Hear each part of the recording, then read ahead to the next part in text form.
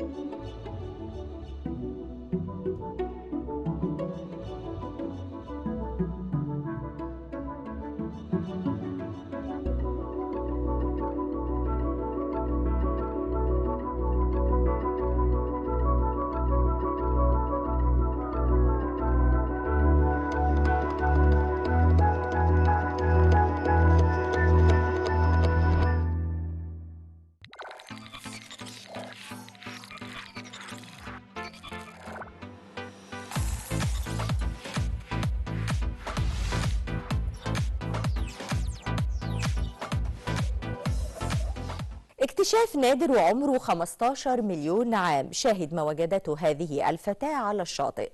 وجدت فتاة من ولاية ميريلاند الأمريكية ما يسميه بعض الخبراء اكتشافا يحدث مرة واحدة في العمر، سن قرش عمره 15 مليون عام.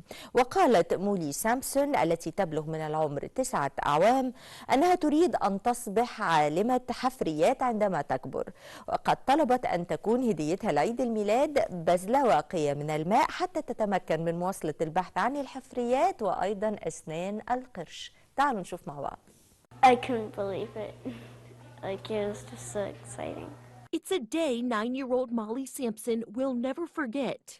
I usually just find, like, the little ones, and I never really thought I would find a big one like that. She asked for waders for Christmas so she can continue her treasure hunt for fossils and shark teeth. We got waders for Christmas. Me and my sister, we went out shark's tooth hunting around 9:30 because it was a really low tide, a negative tide. A low tide and perfect conditions led to a rare discovery. We were looking around, and I just looked over in the water, and I looked down, I saw like something big. It was like that far away from me, probably. And I went closer to it, and I just like saw it, and I tried to scoop it up with the scooper, but I couldn't because it was so big. And then I just reached in really quick and grabbed it, and I was like screeching. Experts at the Calvert Marine Museum in Solomon's Island confirm she found a megalodon shark tooth dating back to millions of years. Right, so based on where she found it along Calvert Cliff, we estimate, we don't know exactly because we don't know exactly which layer it came from, and we can't date the tooth itself, but we estimate that it's about 15 million years old based on where she found it. Her father, who passed down the hobby to Molly, says he's never found one as big as her find. My biggest one is about 3.5 inches, and I actually found that walking on the beach with my mom. Molly says she wants to be a paleontologist when she grows up.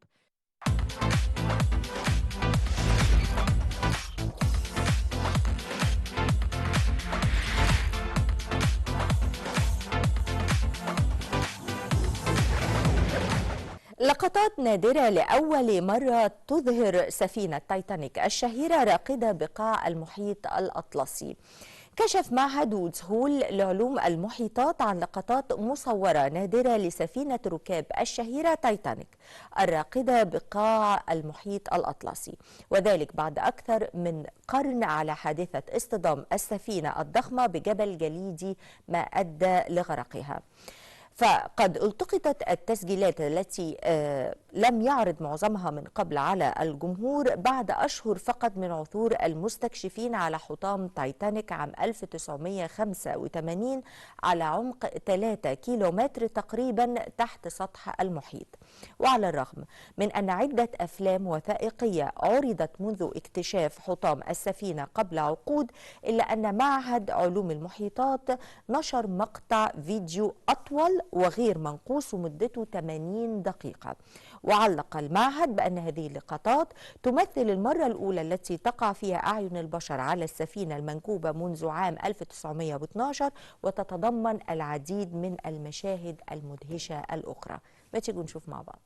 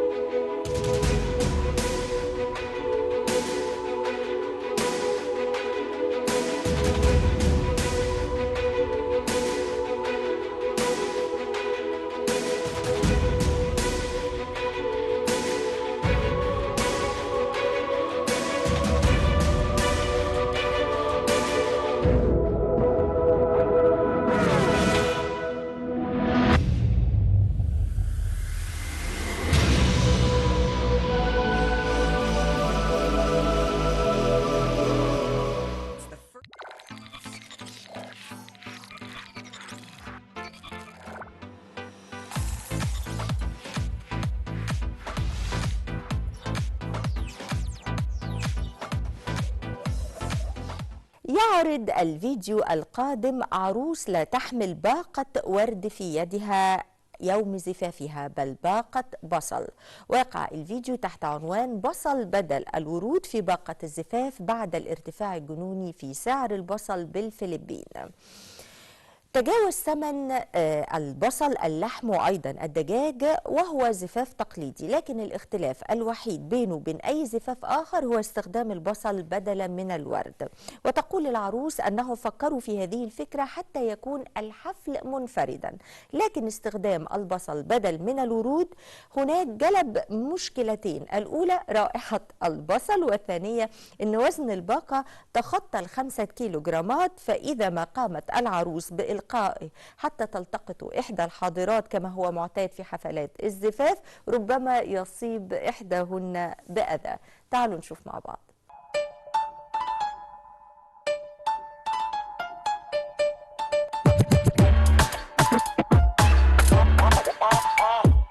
Yung wedding kasi namin, sir, parang ano lang traditional pa rin naman siya. Yung pinagkaiba lang, hindi kami gumamit ng flowers sa entourage namin. So, sibuyas yung ginamit namin, kaya mas naging memorable and unique siya para sa amin.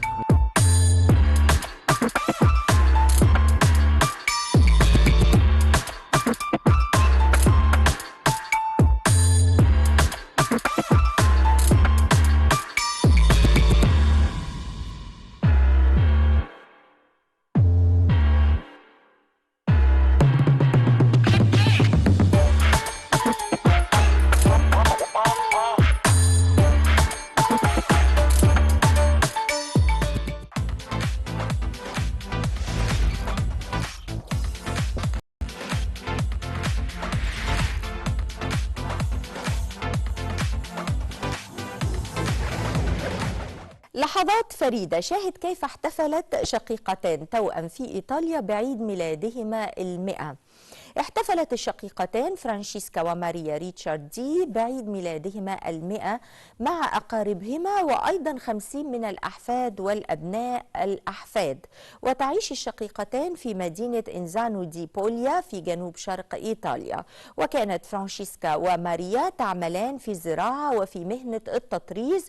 ووثق مقطع فيديو تلك اللحظات الفريدة كعكة عيد الميلاد التي تم تصميمها بشكل فريد، حيث كتب عليها الرقم 200 وهو مجموع عمري الشقيقتين. تعالوا نشوف مع بعض. Di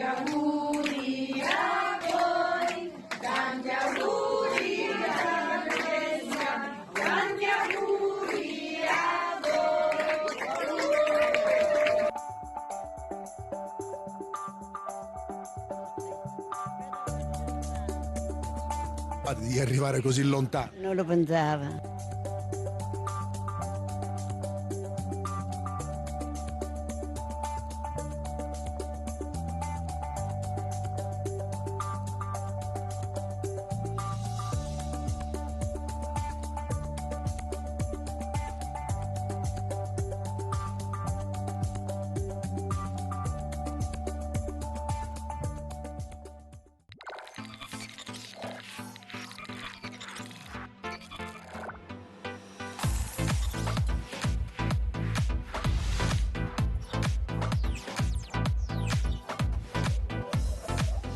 سيارة فارهة تشق طريقها على سطح الماء في دبي.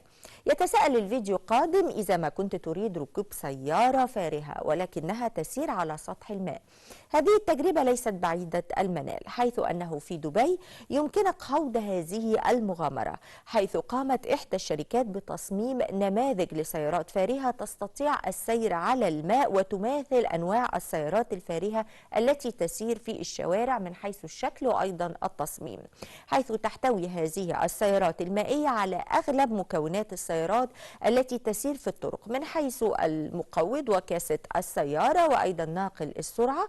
وأطلقت الشركة على هذا الابتكار اسم جيت كار. تعالوا نشوف مع بعض.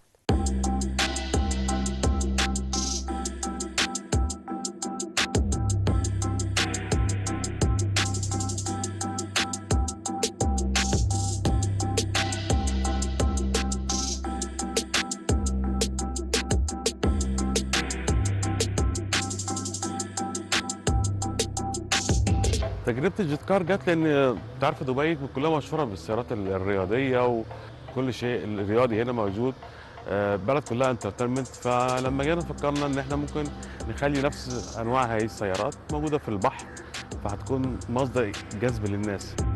اللي بيميزها إن أنت راكبة سيارة حقيقية، فيها كل الاوبشن بتاع السياره، الكاسيت، ممكن تاخدي معاكي حد من رفقائك جنبك، ممكن تاكلوا وتشربوا ماشيين بالسياره، فيها لايت سيستم، فيها ساوند سيستم، فيها كل شيء، بتستمتعي كتير جدا غير ما تكوني راكبه جيت سكي مقيده يعني. المعالم اللي ممكن تشوفيها هنا موجوده في من خلال الجيت كار، كل المعالم اللي موجوده في دبي زي بلو ووتر، زي برج العرب، زي اطلانتس، قناه دبي بالكامل بكل ابراج دبي لغايه البيزنس باي ممكن تشوفها من خلال الجيت كار. دايما بيكون موجود في حد يكون جايد موجود معاه، يعني طبعا ما يقدرش يعدي السرعات المحدده، بس في الطبيعي اقوى سرعه ليها 100 كيلو في الساعه.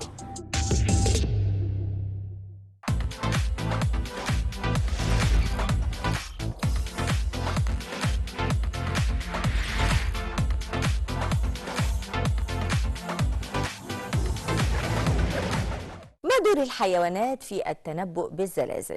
من المستحيل الجزم بأن الكلاب أو الحيوانات الأخرى تتصرف بشكل غير معتاد لأنها استشعرت قرب وقوع زلزال ما، فالتغيرات في سلوك الحيوانات قبل حدوث زلازل سجلت فعلا، ولكنها لم تكن قاعدة عامة تحدث كل مرة. قاد مارتن ويكيليسكي من أحد المعاهد لدراسة سلوك الحيوانات في ألمانيا تحقيقا مهما في الأنماط السلوكية المتغيرة بين مجموعة من الحيوانات قبل أيام من وقوع الزلازل في مواطنها. فقد زرع ويكيليسكي أجهزة استشعار على 6 أبقار وأيضا 5 أغنام وكلبين كانت في منطقة بشمال إيطاليا معرضة للزلزال. تمت بالفعل مراقبة هذه الحيوانات لعدة أشهر قبل وأثناء سلسلة من الزلازل اللي ضربت المنطقة. جمع ويكيليسكي وفريقه من الباحثين بيانات كشفت عن تغيير بالفعل في سلوك الحيوانات قبل 20 ساعة من وقوع الزلازل. فسر الباحثون الأمر بأن التركيب الجيني الحالي لمجموعة واسعة من الفقاريات يسمح بالإبلاغ عن سلوكيات الإنذار المبكر لأنواع أخرى من الأحداث، ومن الممكن أن بعض الحيوانات تحاكي هذا السلوك، لكن لا يزال أمام العلماء الكثير من البحث في هذه الظاهرة لتأكيد إمكانية استخدام سلوك الحيوان كأحد أدوات التنبؤ بالزلازل. تعالوا نشوف مع بعض.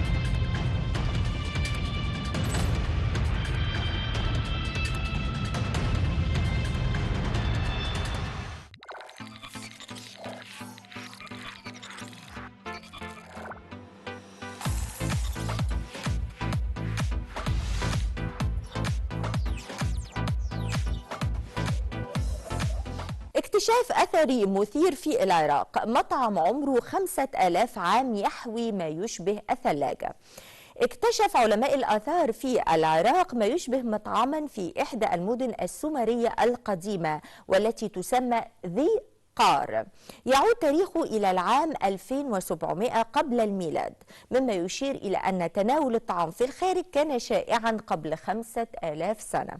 المطعم كان يحتوي على مقاعد وفرن للطهو، والمثير في الأمر أنه احتوى على ما يشبه ثلاجة التبريد. هذا الموقع الأثري يعتبر الأكبر من نوعه في العراق بمساحة تبلغ حوالي 25 كيلومتر مربع. تيجوا نشوف مع بعض.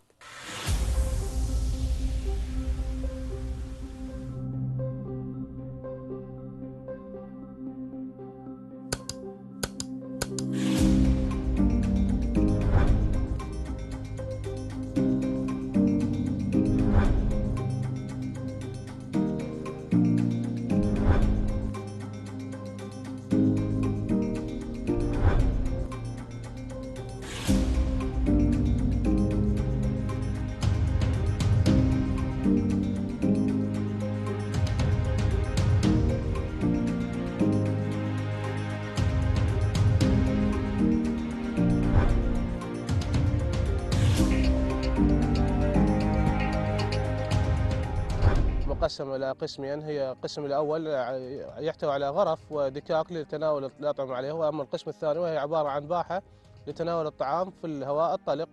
كذلك تحتوي على جرتين، الواحدة داخل الأخرى، تستخدم لحفظ الأطعمة والسوائل وتعمل عمل الثلاجة في الوقت الحالي.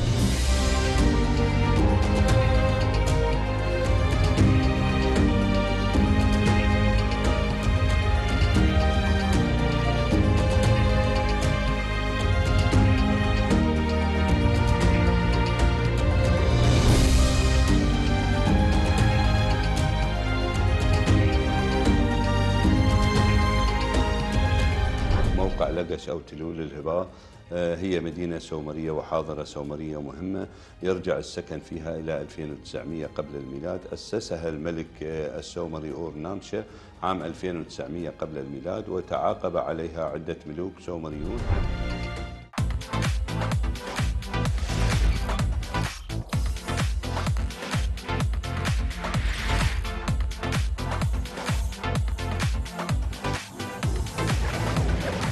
لماذا بصمات أصابعنا فريدة؟ البصمة هي مفتاح تميز كل شخص عن الآخر، وتعمل البصمة مثل كلمة السر للحاسب الشخصي، فهي بمثابة فك الشفرة المغلقة. تتطور بصمات الشخص بداية من وجوده في الرحم أثناء فترة الحمل، وبحلول الأسبوع 17 من الحمل تبدأ بصمات الجنين في التشكل. تتضمن بصمات الأصابع على قطعة من الجلد تسمى الطبقة القاعدية، وفي الجنين تنمو الطبقة القاعدية بشكل أسرع من الطبقات المحيطة. البشرة من الخارج والأدمة الداخلية، وتطوي الطبقة القاعدية عدة اتجاهات ما يجبر الأشكال المعقدة على التشكل. يتم إنشاء البصمة بعد ذلك عند حدود الجلد، بما في ذلك أظافر الأصابع والتجاعيد المفصلية، وكذلك حول تقلص منصات الأصبع. هذه الطيات تشفر نمط بصمة المستقبل الذي يصبح مرئيا على سطح الجلد في الأسابيع اللاحقة من الحمل. ونظرا لأن نمط البصمة مشفر أسفل سطح الجلد، فلا يمكن إتلاف هذا النمط عن طريق الإصابات الجلدية السطحية. تعالوا نشوف مع بعض.